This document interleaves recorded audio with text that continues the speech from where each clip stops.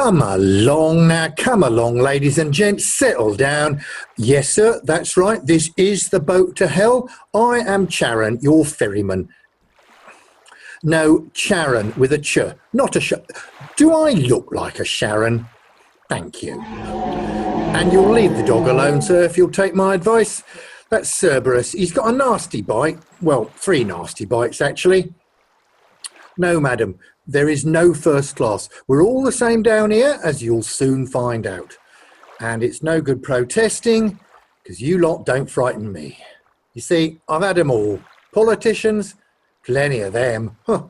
Royalty, criminals, businessmen, rock stars, you name it. Eh? What's that? Who's the best passenger I've ever had? Oh, well, there's so many. But there is one that stands out. Shall I tell you about him? The tide's not quite up, so we got a minute. So, who do you reckon it is then, eh? Huh? Someone really special. Nah, not Hitler. He came down ages ago. Works in the library now. Quite a nice bloke, really. Nah, go on, guess. No? Only bleeding Orpheus. What? You didn't know he was dead? Well, no, he isn't. That's my point. So what was he doing down here? Good question. Let me tell you. You see, this was a few years ago, before he really made it big. He was just playing little clubs then, you know, pubs, that sort of thing. What they used to call paying your dues. Yeah, I know. It's not like that now. Now bands are all made up by computer, but then it was real music, what you call old school rock and roll. Now, listen, we get quite a few rock stars down here, and what with the lifestyle and all. So, in one sense, I wasn't surprised to see him because, well, but I could see straight away that him and his mortal soul were, like, you know, still getting it on. So I says to him, "Hello, mate, you're early." Turns out he's looking for his missus, Eurydice, who I'd carried over just the day before. He wants to ask old Hades if he can have her back. Good luck, I said. He's a miserable old bugger, even if he has got Persephone for a wife. Because you see, Orpheus and Eurydice had just got wed, only partway through the reception. She'd gone out for a breath of fresh, and she accidentally stepped on a snake. And this snake, not taking kindly to being stepped on, had bit her on the ankle. And that was it. Oh, poor girl. No matter what she did, she was on the road to hell, so to speak. I did think of telling him that they all come to me in the end, but then I thought, nah, because I could see he was proper shook up.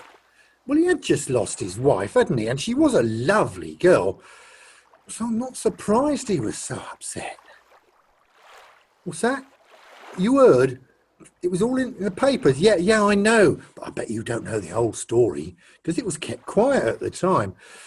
But as you lot ain't going nowhere, it won't hurt if I tell you. So there he is, standing before me, and I say, "Sorry, mate, I got rules. I can't just take anyone over into hell. Imagine if word got out, they'd be queuing up for miles, just wanting to get a look at what's ahead of them." Do you know what he says?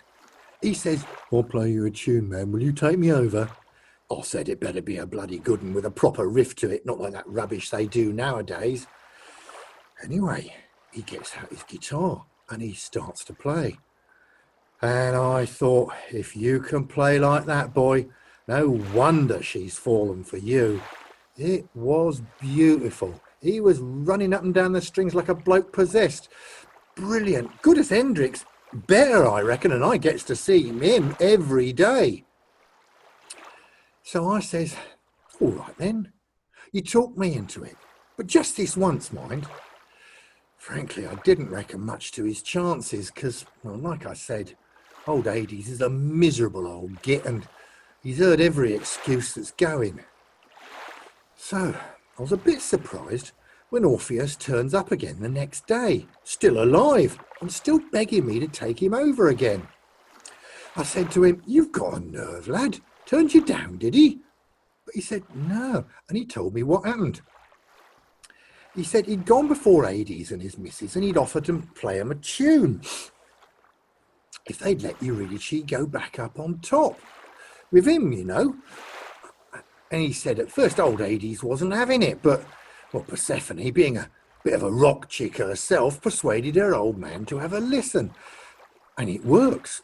He said he must have played the best gig of his life, which would have been something, because, like I said, he can really spank the plank.